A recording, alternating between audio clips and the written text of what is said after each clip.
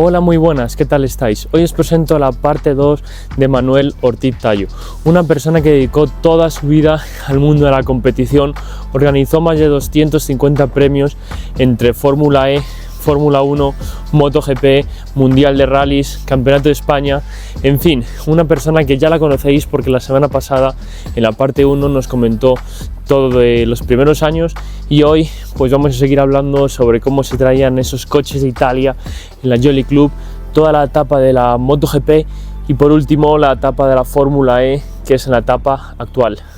Cuéntanos cómo conseguís correr con los mejores Lancias en aquellos tiempos. ¿Se alquilaban en Italia o cómo se gestionaba? Todo se hacía en Italia, es decir, aquí los coches ya venían absolutamente preparados, con los furgones de asistencia, con los mecánicos que habían preparado el coche y tal, es decir, en España no se hacía nada. Ya más adelante, pasado una serie de años y tal, sí que es verdad que tuvimos relaciones profesionales tanto con May Compello y demás, pero para que te hagas una idea, aquí por ejemplo lo que preparábamos eran los muletos, no los coches de carrera. Los coches de carrera venían todos de Avar o de las factorías, digamos, del Jolly Club en Milán, ¿no?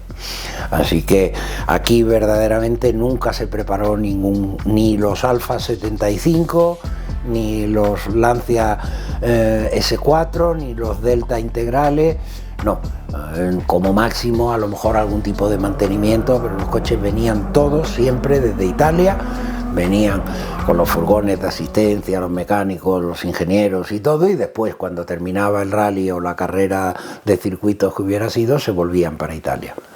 ¿Cómo era la forma de trabajar de los italianos de la Jolly Club o de Avar? Bueno, en aquella época lo que era yo lo que considero, ahora por ejemplo que yo ya veo maneras de trabajar completamente diferentes y tal, mucho más profesionalizado por llamarlo. Antes lo que había era muchísima entrega, muchísima fuerza de voluntad, es decir, los mecánicos daban el 1000%. Y con esto te puedo decir que yo he visto a Jackie, uno de los mecánicos, saltar del helicóptero del Jolly cuando estaba como a 1 metro, simplemente en estacionario, a 1 metro del suelo, con una caja de cambios, ¿vale? Con una caja de cambios, era de un 0,37 me parece, ¿no? Pero con esto lo que te quiero decir es que los mecánicos se quemaban, hacían verdaderas burradas para que los coches estuvieran siempre a punto, ¿no?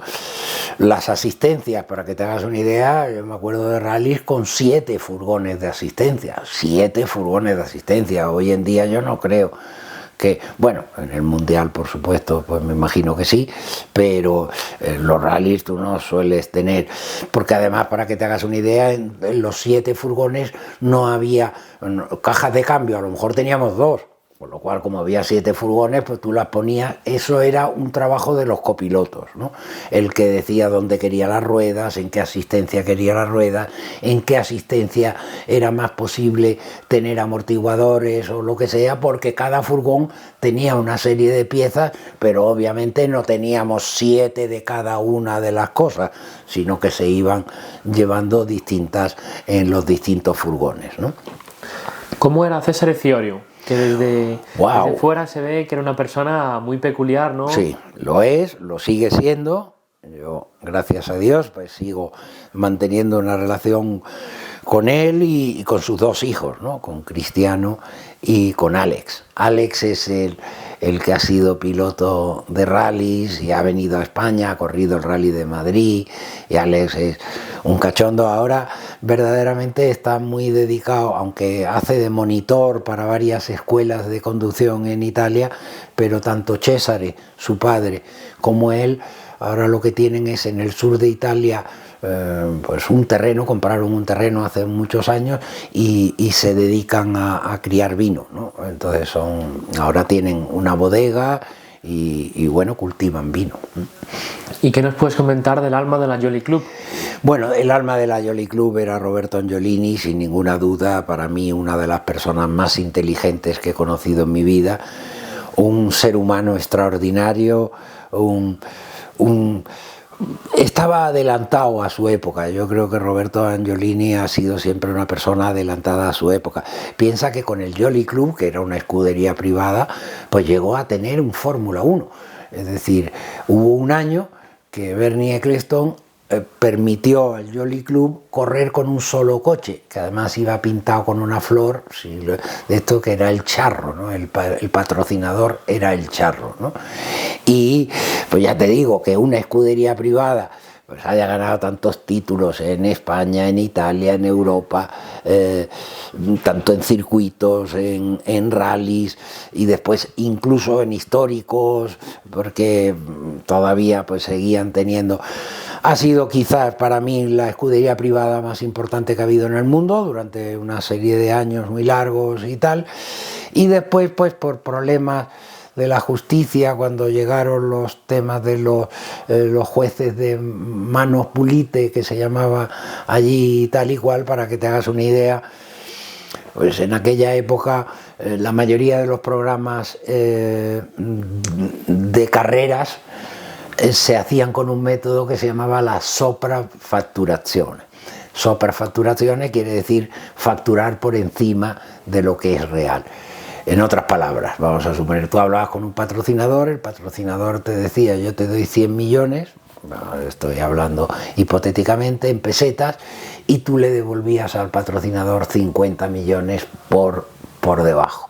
Obviamente eso hoy en día es absolutamente ilegal, y incluso a lo mejor en aquella época y demás, aunque todavía en aquella época se hacían cosas que no eran absolutamente legales, pero era la única manera de mantener un deporte tan carísimo como era el deporte del automóvil, ¿no? Entonces cuando llegaron estos temas, pues ya hubo juicios y demás, y entonces los programas empezaron a caer un poco, ¿no? Alguna vez cuando me han preguntado, oye, bueno, y todos los integrales que tenías tú a nombre del Jolly Club y demás, y todo eso, y bueno, pues han ido desapareciendo. Pues por ejemplo, pues recuerdo que te digo yo, Chus, llamarme desde Canarias con el muleto, entrenando, y decirme, oye, que me he pegado una hostia, y ¿cómo está el coche? Siniestro total. Pues te vayas a creer que yo me preocupé de ir a Canarias a recuperar el coche. Pues el coche se quedaría en Canarias allí y punto, ¿no? ¿Cuándo acaba la actividad de la Jolly Club España? En 1994-95 ya vamos haciendo muy pocos programas. Ya no hay ningún programa, digamos, de alcance nacional, ni en circuitos, ni en rally.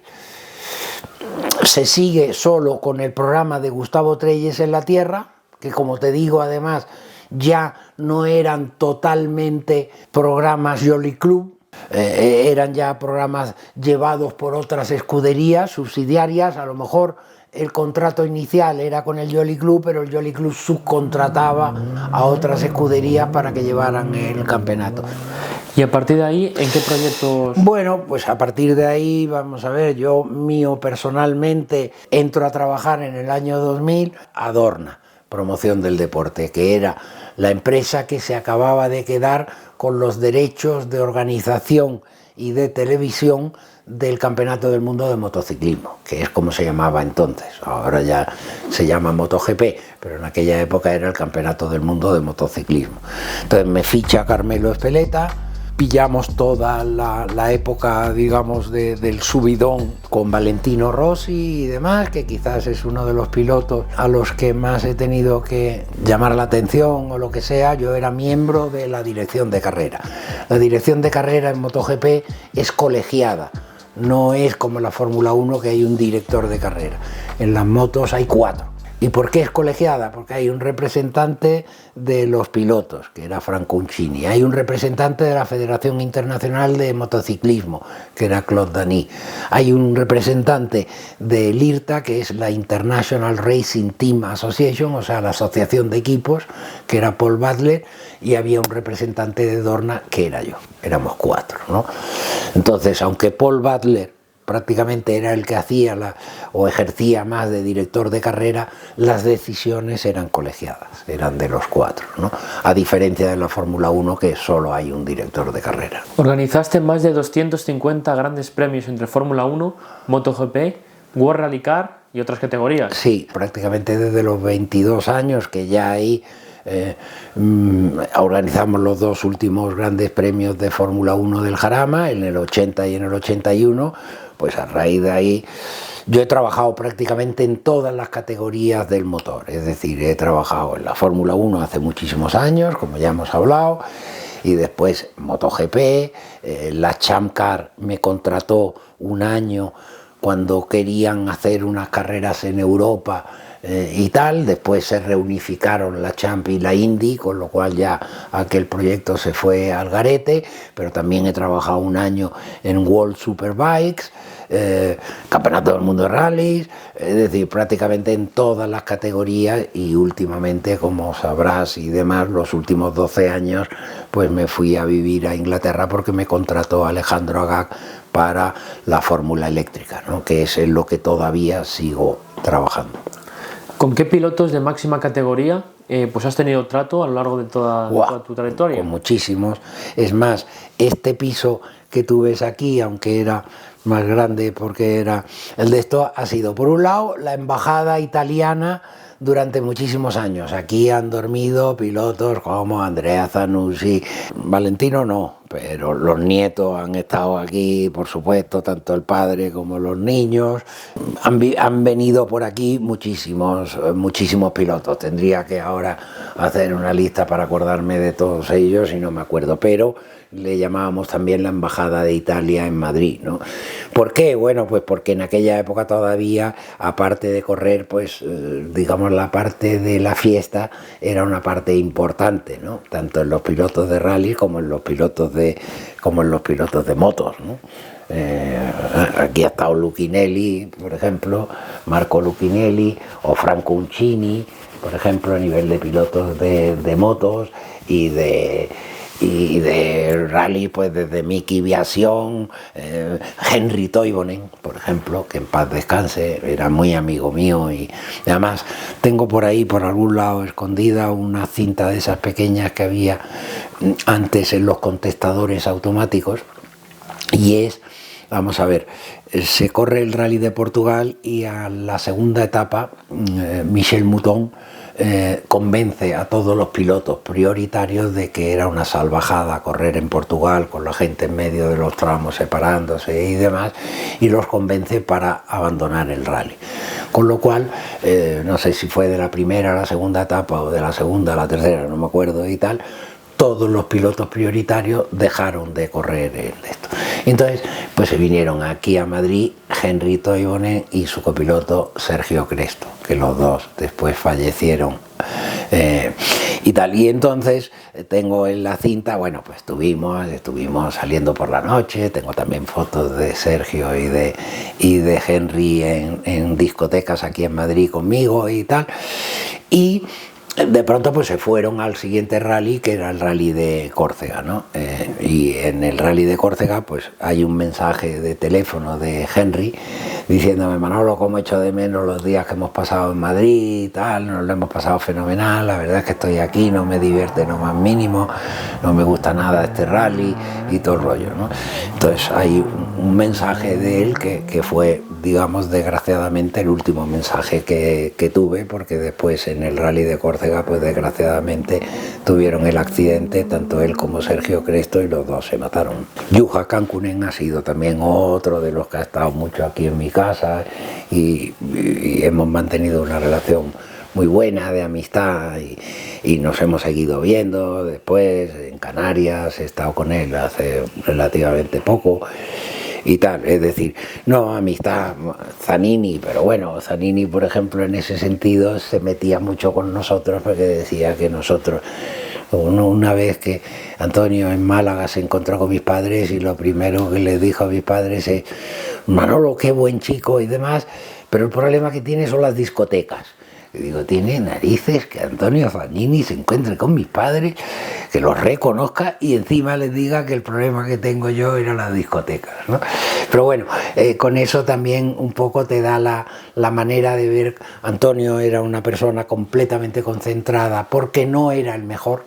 Antonio quizás no era a nivel de manos el piloto más rápido y demás, pero era el más trabajador de todos ellos de largo. En su época, con Cañellas probablemente era más rápido que él, incluso Babler, Jorge Babler era más rápido que él, pero él era muy disciplinado y mucho más trabajador que todos los demás, con lo cual al final pues el que terminaba ganando los campeonatos era Zanini y no los otros. Un poco al hilo de lo que dijo Zanini a tus padres, ¿cómo era todo el tema? Que no era realmente de 100% competición, ¿no? Pero viajando por todo el mundo en esa época. Pues para que te hagas una idea, por ejemplo, en el año 80, cuando te he contado todo el lío de la Fórmula 1 y demás, yo me acuerdo, pues no sé si fue el jueves o el miércoles, pero en una discoteca de Madrid, Elio De Angelis tocando el piano. Es decir, un piloto que después fue el tercero, porque el año 80 al final solo acabaron 6 coches y Elio me parece que acabó tercero. Bueno, pues la noche anterior había estado tocando el piano en una discoteca en Madrid, ¿no? Entonces, es verdad que antes, digamos, la profesionalidad, entre comillas, de los pilotos no es la de hoy en día. Hoy en día es impensable que un piloto la noche anterior se vaya de copas o lo que sea, pero yo he visto rallies del Mundial, por ejemplo, Stig Blomqvist ganando el rally de San Remo y estar en el Hotel Real de San Remo. Ya sabes que todos los pilotos nórdicos, vaya, los pilotos y no pilotos, tienen mucho la costumbre de dejar lo que se beben justo delante, las botellas vacías, ¿no? Y entonces estaba viendo al tío que estaba liderando un rally del Mundial con 8 o 9 botellas de cerveza vacías y tal, entre etapa y etapa. Quiero decirte que eso hoy en día sería impensable, ¿no? Pero antes era mucho más divertido.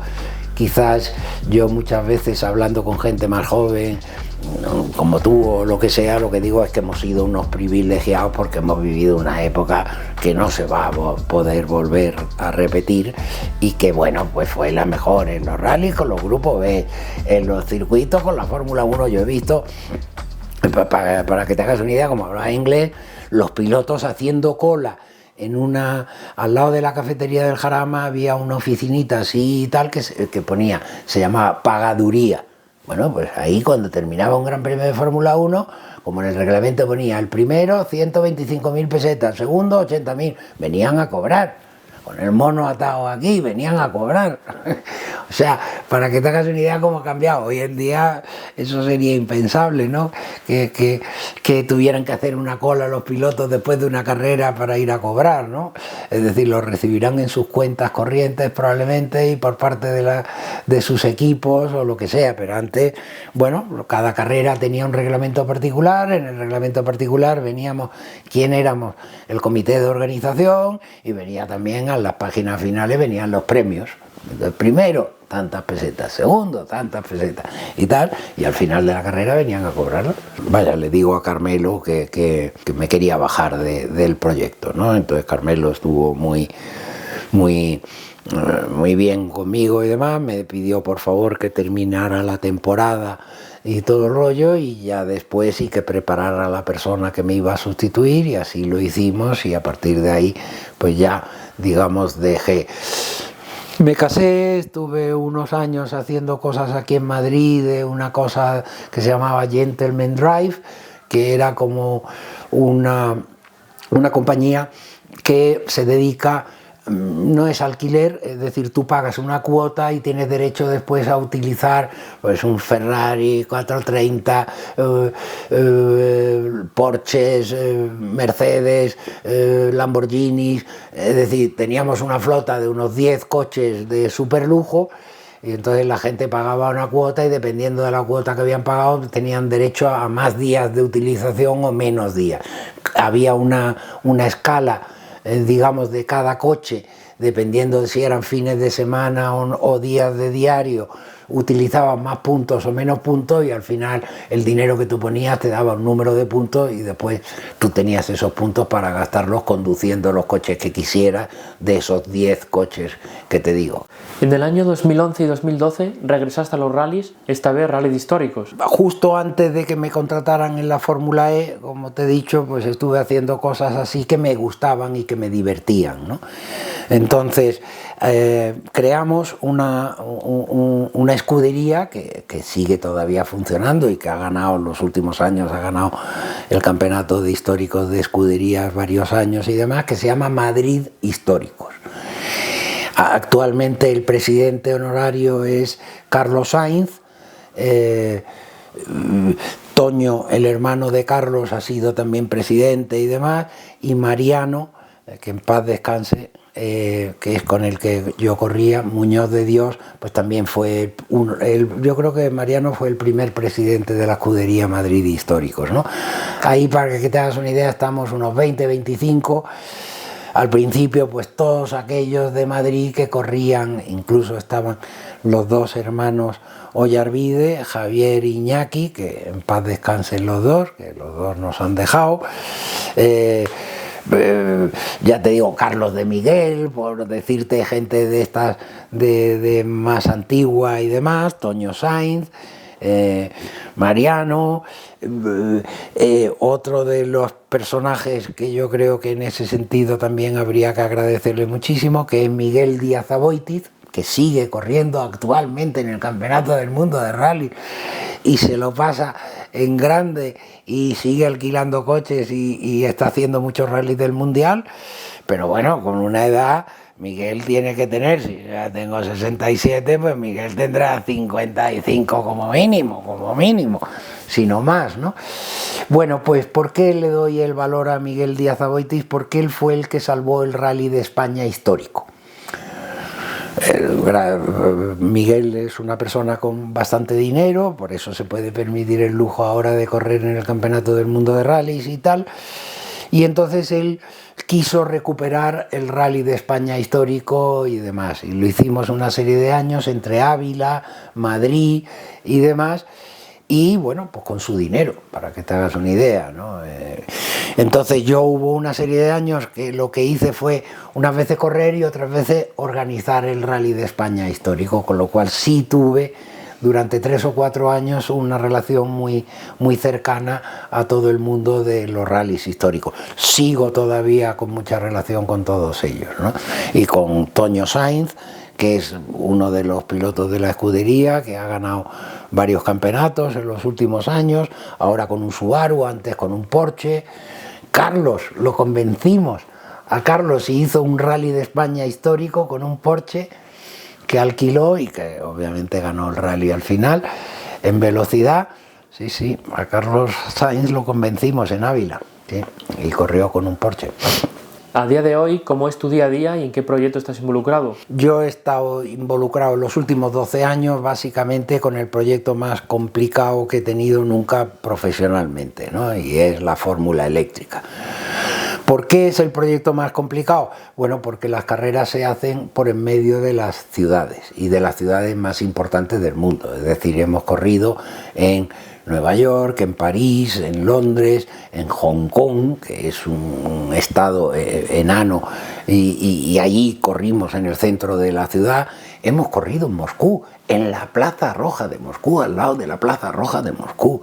Es decir, verdaderamente, a mí cuando me llaman, y ya te hago un resumen de cómo fue toda la historia, pues en el año 2012, en enero, me llama Carmelo Espeleta y me dice: oye Manolo, que yo conozco al Alejandro Agag yo no lo conocía de nada, lo conocía por el hola, digamos, ¿no? Porque estaba casado con la hija de Aznar, pero no lo conocía a él personalmente de nada. Entonces me llama Carmelo y me dice: me ha llamado el Alejandro Agag para contarme un proyecto que tiene de unos coches eléctricos por el centro de la ciudad, que eso no va a pasar nunca en la puta vida. Esas fueron sus palabras, las de Carmelo.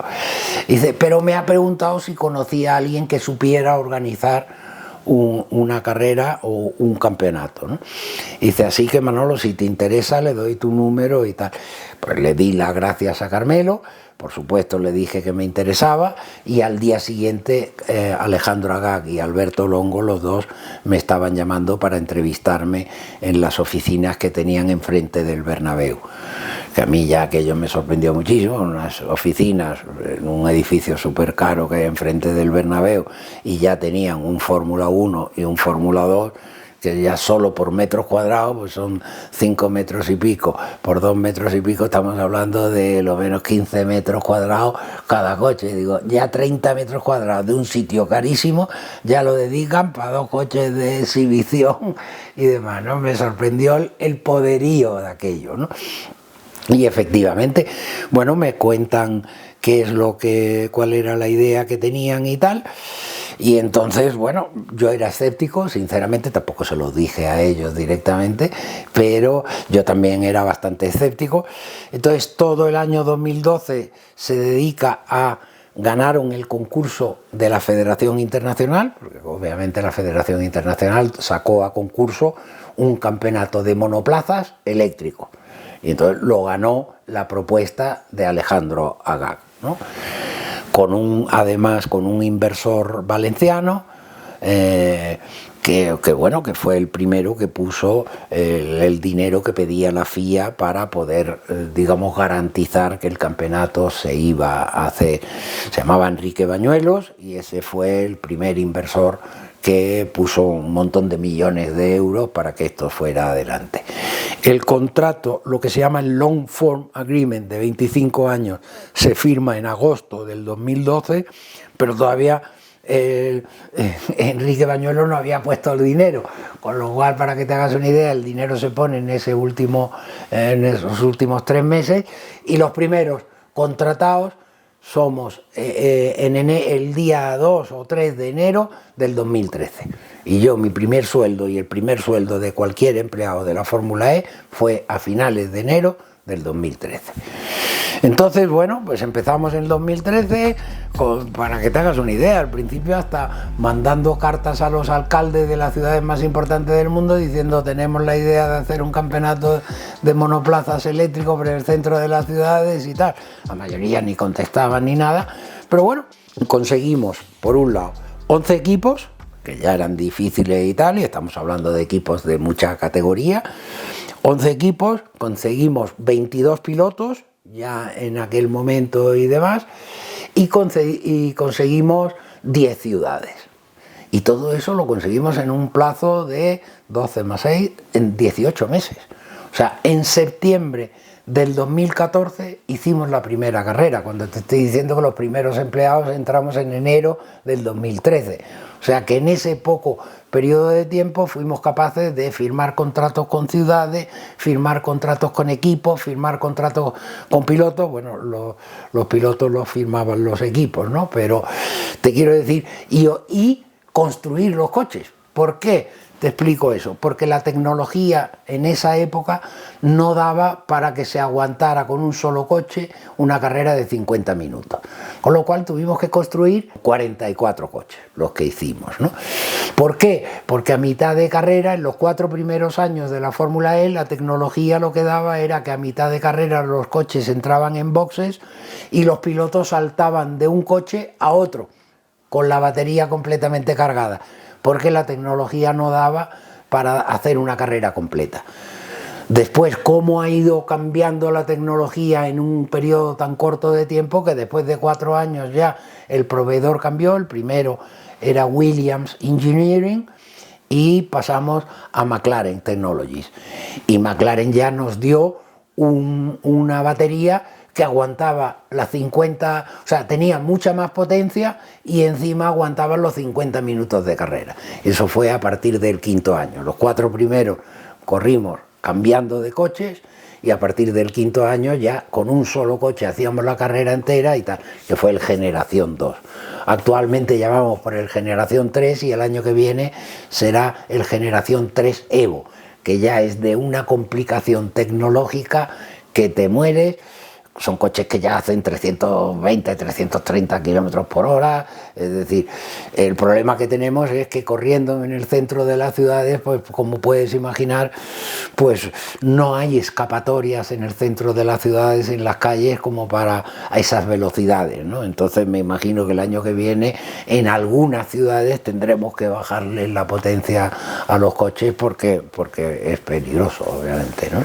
¿Cómo es tu rutina semanal a día de hoy, viajando por todo el mundo? Bueno, ahora mismo, los 11 primeros años, estuve de director de operaciones, o sea que yo era el encargado de llegar. Al principio estaba hasta relacionado en los contratos que se hacían con las ciudades. Después, el propio agobio de tener que hacer los circuitos ya no te daba tiempo nada más que hacer lo que tenías que hacer. Pero yo normalmente me iba un mes, o antes muchas visitas, pero después, el último mes antes de la carrera, yo me iba a vivir al sitio de la carrera, ¿no? Entonces tú piensas que nosotros tenemos que construir los circuitos en medio de las ciudades, ¿no? Por ejemplo, la alcaldesa de París, Ana Hidalgo, pues esa siempre me decía: Manolo, te doy 3 semanas, desde que me pones el primer muro hasta que me quitas el último. Entonces, en 3 semanas tú tenías que poner todos los muros del interior, del exterior. Encima del muro, como sabes, tienes que poner la valla, que puede ser o de 2 metros nada más, o más altas cuando hay una tribuna o algo que pueda, digamos, lanzar y todo eso. Y en París, para que te hagas una idea, pues si la calle es de 3 vías, nosotros solo ocupábamos una vía con un camión, conos, dejábamos libre para el tráfico las otras 2 vías en 2 direcciones, y ese camión, para que te hagas una idea, en Europa solo da para 4 muros. Cada muro que tú pones en un circuito, sea permanente o sea en medio de una ciudad, es de 4 metros de largo por 1 metro de alto y normalmente 60-80 centímetros en la base. Y encima es de hormigón armado, con lo cual quiere decir que tiene acero por dentro para que pueda resistir más los golpes. Esos son los muros que están homologados por la Federación Internacional del Automóvil. Entonces, eso, para que te hagas una idea, pues hay que montarlos y desmontarlos con mucha rapidez para no dejar la ciudad, digamos, molestándole al ciudadano, ¿no? Así que ese es el proyecto, este es el proyecto más difícil que he tenido de largo. Yo calculo que a medio plazo, ¿sabes, Gonzalo? Al final van a tener que ir cada vez más a circuitos permanentes. Por haberse involucrado tanto en el mundo del automóvil, ¿crees que has dejado de lado otros aspectos de la vida? Sí, iba a decirte, me alegro que me hagas esa pregunta. No, es un poco broma. No, bueno, pues sí, he sacrificado que ni estoy casado, ni tengo hijos, ni nada, porque efectivamente con este tipo de vida difícilmente hoy en día, por ejemplo, ninguna mujer acepta que estés 250 días al año viajando por todo el mundo, ¿no?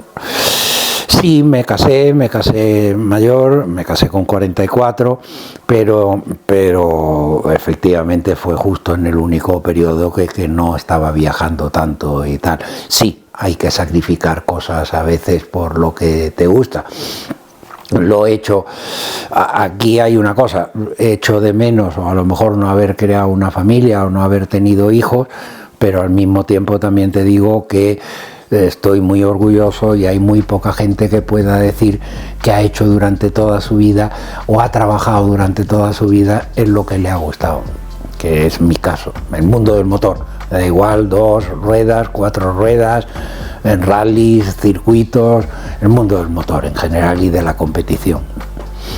¿Qué consejo de vida podrías dar a jóvenes personas como nosotros con mucha afición por este mundo? Bueno, hace falta mucha pasión, sacrificio, ni los horarios, ni muchas veces, entonces si no tienes otro trabajo pues es complicado, porque aquí no se gana dinero hasta que no llegas a puestos verdaderamente de responsabilidad y no es tan fácil llegar a esos puestos de responsabilidad, pero a todo aquel que tenga verdaderamente pasión y demás, que lo intente de la manera más cercana que tenga. Bueno, Manolo, ¿habría algo más que te gustaría añadir? Hombre, yo creo que le hemos dado un repaso bastante general a todo, Gonzalo, y encantado de haber tenido este tiempo contigo y poder hablar de todas estas cosas que en mi vida, por eso habrás visto que no me cuesta ningún trabajo de hablar de cosas que las he vivido y las he vivido en primera persona. Como resumen, quizás lo que habíamos hablado antes, me considero un privilegiado porque he podido hacer lo que era mi pasión, que era el mundo del motor, y lo he podido hacer como una profesión. Tengo 67 años y sigo cobrando todavía por hacer lo que me gusta. Así que no me debí de equivocar tanto cuando tomé la decisión de ser un profesional del mundo del motor, ¿no? Pues nada, Manolo, muchísimas gracias por abrir la puerta de tu casa y contarnos tu vida, que nos ha encantado. Pues nada, gracias a ti, Gonzalo, por al revés, por tener esa pasión que tienes tú y sacar cosas de pilotos que ya sabemos que están fuera, porque le has hecho entrevistas a amigos míos y demás, como Beni Fernández, como Manuel Sanjurjo, que son grandísimos amigos, a los que quiero muchísimo, y efectivamente, bueno, Beni es un poco más famoso, pero uno como Manuel Sanjurjo, que se ha dejado los dineros de la familia cuando el resto de la familia decía: Manolito, no te gastes tanto dinero en esto de las carreras, pero Manolo ha tenido una pasión alucinante, ha corrido en circuitos, ha corrido en rallies, ha corrido en históricos, ha sido comisario, ha sacado adelante el Rally de Vigo en las épocas malas. Por eso te digo que si eres un apasionado de este mundo, siempre vas a encontrar un huequecito. Y después, si tienes suerte y tal, pues a lo mejor puedes hacer de esto tu profesión para toda la vida, ¿no? Como me ha pasado a mí. Pues nada, mil gracias. Gracias a ti, Gonzalo.